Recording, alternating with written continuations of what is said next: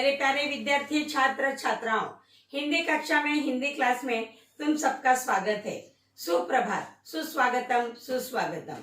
आज हम दूसरी इकाई पाठ पहला पद्य बरसहि जलद महाकाव्य अंश गोस्वामी तुलसीदास द्वारा रचित इस पद्य का अभ्यास करेंगे। इस पद्य को पढ़ेंगे, समझेंगे। इसके पहले पहली इकाई में 11 पाठ, उसमें से लक्ष्मी, गोवा जैसे मैंने देखा, खुला आकाश और कृषक गान अभ्यास क्रम में से कम कर दिए गए हैं।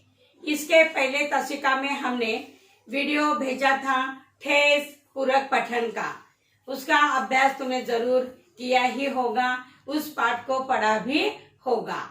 और कृषक गान, इस कृषक गान में भारत देश में बसने वाले किसानों के बारे में जानकारी दी गई है। कविता तुम घर पर पढ़ो और कविता में से स्वाध्याय के लिए जो छोटे प्रश्न आए हुए हैं, जैसे विलोमार्थी, पर्यायवाची, समानार्थी, व्याकरण पर कुछ प्रश्न, ऐसे प्रश्न एग्जाम में भी आ सकते हैं। तो पहली इकाई अपनी पूरी हो गई है, इसीलिए आज हम दूसरी इकाई पाठ पहला पद्य बरसहि जलद महाकाव्य अंश गोस्वामी तुलसीदास द्वारा रचित पद्य का अभ्यास करेंगे, पद्य पढ़ेंगे, उसे समझेंगे। तो चलो बच्चों, पेज नंबर 51 सबके पास टेक्स्ट बुक्स है। सबसे पहले हम संत गोस्वामी तुलसीदास के बारे में जानकारी टेक्स्ट बुक से पढ़ेंगे। परिचय, उनका जन्म 1511 बांदा उत्तर प्रदेश में हुआ। गोस्वामी तुलसीदास ने अवधी भाषा में अनेक कालजी ग्रंथ लिखे थे। आप प्रसिद्ध संत, कवि, विद्वान और चिंतक थे। गोस्वामी जी संस्कृत के विद्वान थे। अपने जनभाषा अवधी में रचनाएं लिखी। आज से 5 वर्ष पूर्व जब प्रकाशन, दूरदर्शन, रेडियो जैसी सुविधा नहीं थी, ऐसे दौर में भी आपका ग्रंथ रामचरितमानस जन जन को कंठस्थ था। कंठस्थ यानी बाय हार्ट, मुंह बोली वे झट से बोल सकते थे। आपके द्वारा रचित महाकाव्य रामचरितमानस को विश्व के लोकप्रिय प्रथम 100 महाकाव्यों में महत्वपूर्ण स्थान प्राप्त हुआ है। इनकी प्रमुख रचनाएं हैं रामचरितमानस, महाकाव्य, कवितावली, विनय पत्रिका, गीतावली, दोहावली, हनुमान बाहुक, बरवे रामायण, जानकी मंगल आदि ये रचनाएं बहुत प्रसिद्ध है। तो चौपाई और दोहा, 2 चौपाई 2 दोहे यहाँ पर पद्य में कविता के रूप में गोस्वामी तुलसीदास ने बता दिए हैं। आज हम एक चौपाई और एक दोहा का अभ्यास करेंगे, उसे पढ़ेंगे। तो सबसे पहले उसे हम पढ़ेंगे। घन घमड नभ गरजत घोरा, प्रिया हीन डरपत मन मोरा। दामिनी दमक रही ही घन माही, खलकै प्रीति जथा थीर नाही। बरसहि जलद भूमि नियराए, जथा नमहि बूध विद्या पाए। बुंद आघात सहिहि गिरि कैसे, खलके बचन संत सह जैसे। क्षुद्र नदी भरी चली तोराई, जस थोरे हूँ धनखल इतराई। भूमि परत भा डाबर पानी, जनु जीवही माया लपटानी। समिति समिति जल भरी ही तलावा, जीमी सदगुण सज्जन पही आवा। सरिता जल जलनिधि मोह जाई, होई अचल जीमी जीव हरि पाई। उसके बाद दोहा, हरित भूमि तृण संकुल, समुझी परही नहीं पंथ। जीमी पाखंड विवाद ते, लुप्त हो ही सद ग्रंथ। तो गोस्वामी तुलसीदास द्वारा रचित ये एक चौपाई और एक दोहा का अभ्यास आज हम करेंगे। इन चौपाई में, इन दोहों में तुलसीदास जी क्या कहते हैं। हम सबको महाभारत रामायण की जानकारी पता ही है। तुम्हारे टेक्स्ट बुक में ही पेज नंबर 104 104 वहां पर इसका भावार्थ दिया हुआ है।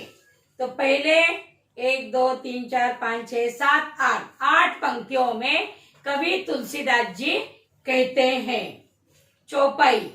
रावण द्वारा सीता जी के हरण के बाद हम सबको पता है सीता मैया का हरण रावण ने किया था। एक राक्षस के रूप में वह आया था, भिक्षा लेकर सीता जी को हरण कर लिया था।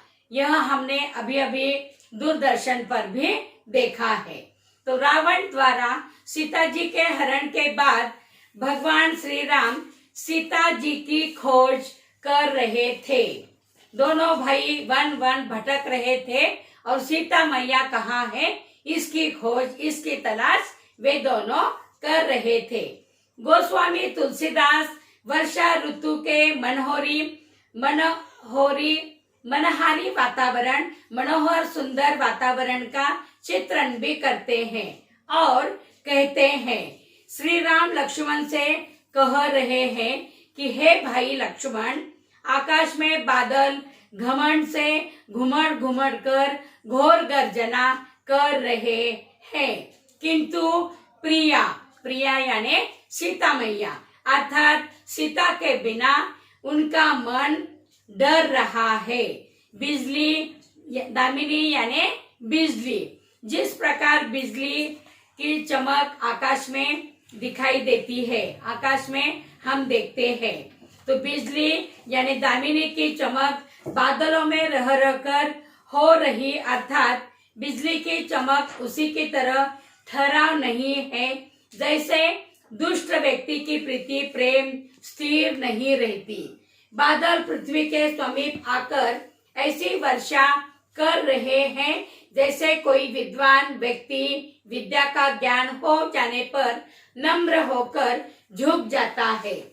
ऊपर से वर्षा की बूंदें पहाड़ पर गिरने लगती है और पहाड़ बूंदों के कारण आघात को सहते हुए सब कुछ सह लेता है जैसे संत दुष्टों की बातों को सहता है। एक बार एक संत दुष्ट व्यक्ति के साथ कहीं जा रहे थे। दुष्ट व्यक्ति उन्हें जी भर की गालियां दे रहा था, तो संत थोड़ी देर रुक गए और संत ने कहा कि तुम यहाँ पर मैं रुकता हूँ, तुम्हारे मन में जितना चाहे उतनी बौछार तुम इस मुंह से निकाल दो और उस गांव में जो झोपड़ी नजर आ रही है उस गांव के लोग मुझे अच्छा संत मानते हैं, ताकि उन पर संत का विश्वास उड़ जाए, इसलिए मैं यहीं रुकता हूँ, मुझे जी भर के गालियां तुम दे दो, फिर हम दोनों वहां से निकलेंगे। ऐसी संतों की अपरंपार महिमा होती है। संत और हम, इसमें बहुत फर्क होता है। तो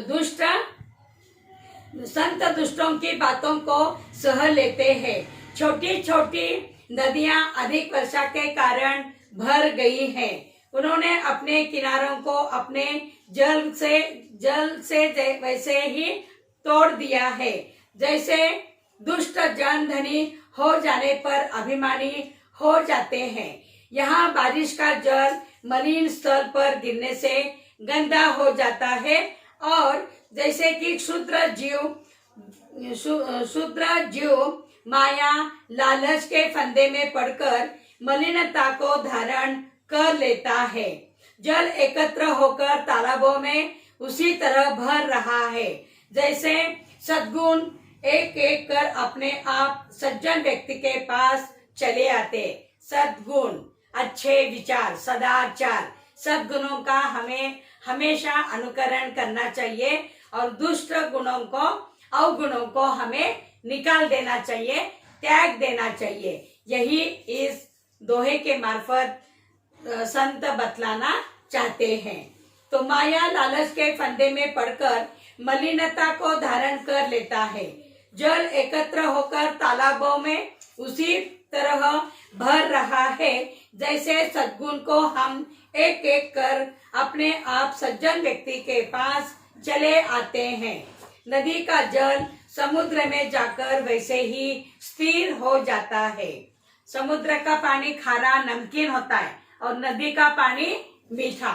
नदी अपने कर्तव्य पूरा करती है, मीठा जल सबको देती है। मानो वह जल बाद में नमकीन में समावेश उसका हो जाता है। अपना कर्तव्य हमें खुद करना चाहिए, ऐसा भी हमें इस पाठ से संदेश मिलता है। तो जैसे स्थिर हो जाता है, जैसे जीव हरि यानी ईश्वर हमारे भगवान को पाकर अचल अवगामन से मुक्ति हो जाती है। तो इस प्रकार यहाँ पर घन घमंड नभ गर्जत घोरा, आजू बाजू आकाश में काले बादल छाए हुए हैं और ऐसे समय राम और लक्ष्मण सीता मैया को ढूंढने का प्रयत्न कर रहे हैं। तब गोस्वामी द्वारा रचित इस पंक्तियों का अर्थ होता है। उसके बाद दोहा जैसे हरित भूमि तृण संकुल समूझी परही नहीं पंथ जीमी पाखंड विवादते लुप्त होई सद ग्रंथ। इन दोहों में तुलसीदास जी कहते हैं, पृथ्वी घास से भर गई है। जैसे ही वर्षा ऋतु शुरू हो जाती है, पृथ्वी पर हर तरफ पानी नदी नाले भर जाते हैं और आजू बाजू हरी घास दिखाई देती है, मानो धरती ने हरा शालू ही पहना है, ऐसा हम व्यतीत करते, ऐसी उपमा हम देते हैं। तो धरती हरी भरी हो गई है, पृथ्वी घास से भर गई है, अर्थात घास से परिपूर्ण होकर हरी हो गई है। जब सर्वत्र हरी घास के कारण रास्ते भी उसी तरह समझ में नहीं आ रहे हैं। देहातों में हम अक्सर पाउलवाट से चलते हैं, आजू बाजू घास होती है और बीच में पैर से जाकर वहां पर एक रास्ता सा बन जाता है, लेकिन वर्षा के कारण वहां पर भी कोई रास्ता नहीं दिखाई दे रहा है और वह रास्ता भी हरी घास से भर गया है। पृथ्वी घास से भर गई है, अर्थात घास से परिपूर्ण होकर हरी हो गई है, मानो धरती ने हरा शालू ही पहना हो। अब सर्वत्र हरी घास के कारण रास्ते भी उसी तरह समझ में नहीं आ रहे हैं। जैसे पाखंडी के पाखंड भरे मत के प्रचार से सद ग्रंथ लुप्त हो जाते हैं। सद ग्रंथ, अच्छे ग्रंथ, रामायण महाभारत जैसे महान काव्य, महान ग्रंथ अक्सर हम देखते हैं। जैसे उन्होंने पहले संस्कृत में ये रचा था, लेकिन ये संस्कृत भाषा सभी को समझ में नहीं आती, उसका अनुवाद भी ये रामचरित गोस्वामी तुलसीदास ने किया था। और यही राम और लक्ष्मण का वर्णन करते हुए भारी वर्षा भी हो रही है, ऋतु में परिवर्तन भी हो रहा है। इसी प्रकार से यह चौपाई और दोहा। अगले तासिका में हम दूसरी चौपाई और दोहा को देखेंगे, समझेंगे। तो समझ गए? और एक बार देखो, घन घमंड नभ होई अचल जिमी जीव हरि पाई। श्री रामचंद्र जी, अयोध्या के राजा रामचंद्र जी कह रहे हैं, आसमान में बादल अहंकार से घुमड़ घुमड़ कर घोर गर्जना करते हैं, फिर वर्षा शुरू हो जाती है। ऐसे समय अपना राष्ट्रीय पक्षी मोर भी अपना पिसारा फुलाते हुए ठुमक कर नाचने लगता है। पशु प्राणी मानव सभी खुश हो जाते हैं। ऐसा भी वर्णन इन चौपाई में तुलसीदास ने किया है। प्रिया अर्थात सीता के बिना राम का मन डर रहा है। आकाश में बिजली ऐसी चमक रही है जैसे दुष्ट व्यक्ति की मित्रता स्थिर नहीं होती। बादल पृथ्वी के स्वामी पाकर ऐसे बरस रहे हैं जैसे विद्या पाकर विद्वान नम्र हो जाते हैं। बूंदों की चोट पर्वत पर इस तरह सह रहे हैं जैसे दुष्टों के वचन संत चुपचाप सहते हैं। जैसे मैंने अभी बताया है, संत एक बार कई दुष्ट लोगों के साथ चल रहे थे। दुष्ट आदमी संतों को अपनी मुंह से कई गालियां बौछार रहा था, लेकिन संत चुपचाप सहते हुए आगे बढ़ रहे थे। यही तो फर्क है हम में और संत में। तो छोटी नदियां किनारों को तोड़कर बह रही है। ठीक उसी तरह जिस तरह थोड़े धन से भी दुष्ट इतरा जाते हैं, वे अपनी मर्यादा त्याग देते हैं। इन नदियों ने भी अपनी मर्यादा यानी किनारा त्याग दिया है। पृथ्वी पर पड़ते ही पानी ऐसा मैला हो गया जैसे शुद्ध जीव को माया लिपट गई है और वह मैला हो गया है। बरसात का पानी इकट्ठा होकर तालाबों में भर रहा है। जैसे सद्गुण एकत्रित होकर सज्जन के पास आ जाते। हमें हमेशा सच्चे सद्गुणों का विवेक करना चाहिए, दुर्गुणों को त्याग देना चाहिए। नदी का जल समुद्र में जाकर वैसे ही स्थिर हो जाता है जैसे जीवात्मा हरि कृष्ण यानी भगवान को पाकर अचल मुक्त हो जाते हैं। उसके बाद दोहे का अर्थ, पृथ्वी घास से परिपूर्ण हो गई है, जिसके कारण रास्ते भी घास की तरह ही नजर आते हैं। जैसे पाखंड मतों के प्रचार से सत्ग्रंथ लुप्त हो जाते हैं। इस प्रकार इन चौपाई और दोहों में गोस्वामी तुलसीदास ने इनका वर्णन किया है। समझ गए?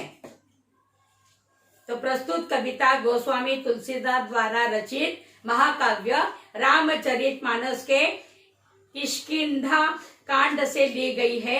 यहाँ कवि ने वर्षा ऋतु में होने वाले परिवर्तन का सुंदर वर्णन भी किया है और अयोध्या के राजा राम और लक्ष्मण के बारे में, सीता मैया के बारे में भी बताया है। उन्होंने वर्षा के साथ साथ समाज की स्थिति, विविध गुणों को, दुर्गुणों को भी दर्शाया है। सीता हरण के बाद राम जी लक्ष्मण जी के साथ सीता मैया की खोज में भटक रहे थे।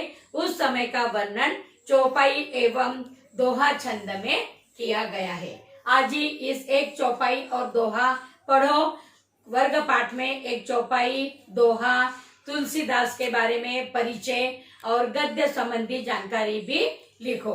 अगली तासिका में दूसरे चौपाई और दोहा हम समझेंगे, पढ़ेंगे। Thank you.